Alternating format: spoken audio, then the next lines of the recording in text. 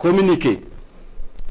Il y a quelques semaines de cela, les services de renseignement ont intercepté plusieurs communications entre un individu et des chefs terroristes portant sur des détails des positions des forces de défense et de sécurité intérieure, des volontaires pour la défense de la patrie, ainsi que sur les opérations militaires. Après analyse technique approfondie, l'individu est identifié au nom de Bahari Abdraman et se trouve être un officier des forces armées burkinabè. Il est identifié appartenant au bataillon de justice militaire. La recherche d'informations sur lui dans son corps d'appartenance va permettre aux agents de renseignement de découvrir que l'officier est en situation d'absence irrégulière depuis quelques semaines et fait l'objet de procédures pour désertion. La surveillance des communications du lieutenant déserteur Bahari Abdraman va donner des liens supplémentaires qui vont intéresser les services de renseignement, notamment avec un officier des forces armées du nom de Compaoré Joani, un ancien sous-officier de l'armée burkinabè du nom de Zerbo Laoko, un officier en service au centre intégré des opérations du Burkina Faso, le commandant Ouedraogo Frédéric, un officier des forces armées en stage dans un pays européen, mais déserteur depuis un bout de temps et ayant rejoint Abidjan du nom de Kaboré Constantin.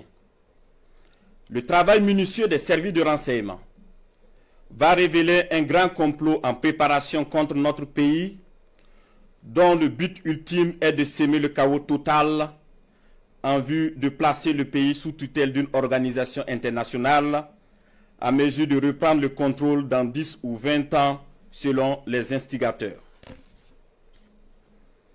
Des informations sensibles ont été passées aux terroristes en vue d'accentuer les attaques contre les forces combattantes et les civils dans le but de susciter la révolte contre les autorités.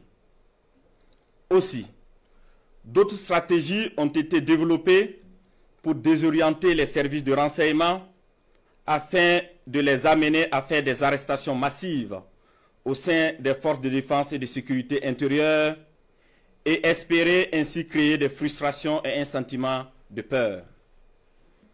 La manipulation est menée également à travers des messages diffusés pour susciter injustement certains et d'autres messages envoyés à des chefs de corps pour leur faire peur en indiquant qu'ils seront arrêtés car étant sur une soi-disant liste noire. Des leaders religieux et coutumiers ont été sollicités pour convaincre certains officiers de s'engager dans cette mission funeste.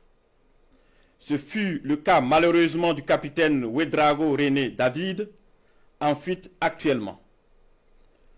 Dans le même ordre d'idée, des VDP ont été contactés pour démoraliser leurs camarades et de l'argent leur a été envoyé pour cette basse besogne.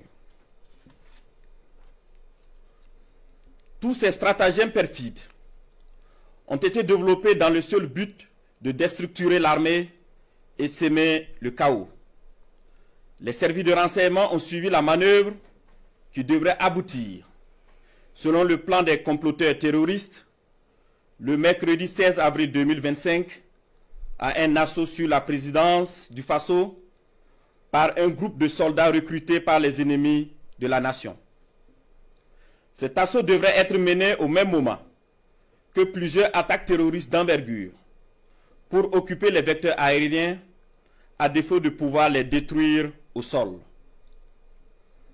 Quelques jours avant la mise en œuvre de ce projet diabolique, des VDP et soldats patriotes se sont présentés dans plusieurs services, notamment au renseignement et à la présidence du Faso, pour dénoncer le coup en préparation. Ces dénonciations se sont poursuivies jusqu'au mardi 15 avril 2025 et ont permis d'arrêter des cerveaux de la manœuvre à Ouagadougou et d'autres en fuite vers la Côte d'Ivoire. Il faut noter que les cerveaux à l'extérieur du pays sont tous localisés en Côte d'Ivoire, y compris le nommé Bahari Abdraman. Le complot se poursuit activement depuis leur centre des opérations à Abidjan, avec pour objectif de semer le chaos au Burkina Faso avant le mois de juin. Les services de renseignement poursuivent leurs actions de surveillance et tiendront l'opinion nationale au courant de toute évolution de la situation. Plusieurs autres personnes impliquées sont suivies et assumeront les conséquences de leurs actes le moment venu. Nous invitons les populations à rester sereines et vigilantes et à signaler toute activité suspecte. Quant aux vaillantes forces combattantes, nous les encourageons à poursuivre leur mission avec détermination tout en restant vigilantes. La patrie ou la mort, nous vaincrons.